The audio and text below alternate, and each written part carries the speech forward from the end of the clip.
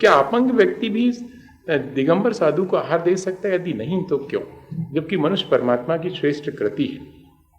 अपंग में भी देखना पड़ेगा कि क्या वो अपने बल पर खड़ा हो सकता है। यह बात पहले देखनी। अगर अपना काम अपने हाथ से, आचार्य महाराज का कहना कि जो व्यक्ति अपना काम अपने हाथ से कर सके, हाथ पैरों में थोड़ी बहुत उसके कोई कमी है, लेकिन अपना काम अपने हाथ से बिना बैशाखी के, बिना किसी सहाय के अपना काम अपने हाथ से कर लेता है, आंख से ठीक ठीक दिखाई पड़ता है, मुंह से स्पष्ट उच्चारण कर सकता है, थोड़ी बहुत जबान लड़खड़ाती है मनसुद्धि बोलने में, तो उतनी वो नहीं है। और हो सकता है किसी को कोई इस तरह की हो गई हो चीज जिससे थोड़ी बहुत डिफेक्ट आ गया हो, उसके लिए क्षम्य भी है। लेकिन अधिक मात्रा में, जैसे अब हाथ ही नहीं है, इतना हाथ ही नहीं है, तो फिर कैसे देंगे आहार दान? तब फिर उस समय क्या करना? तब भी दे सकते हैं। कैसे?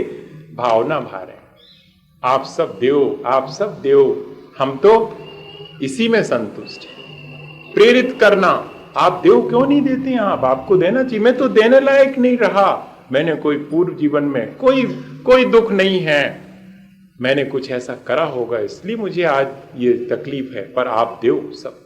ऐसी कारित भी है और अनुमोदना भी है।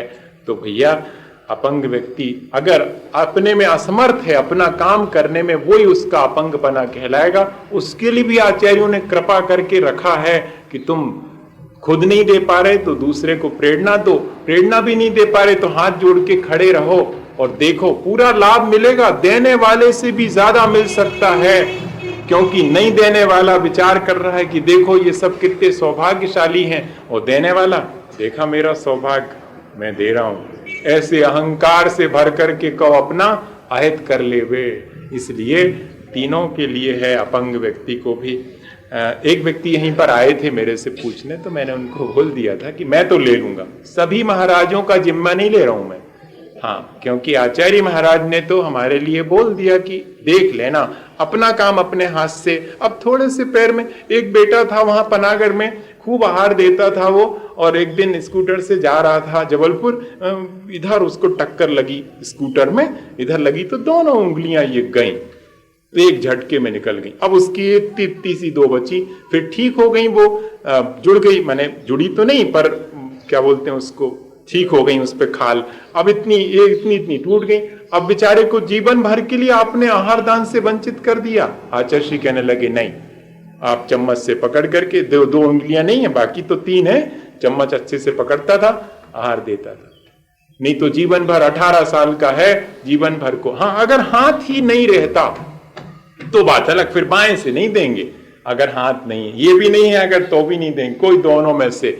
इसको बोलते अंग भंग हो जाना, उसको अपंग। और अगर ये उपांग हैं, ये उपांग कहलाते, ये अंग कहलाता है।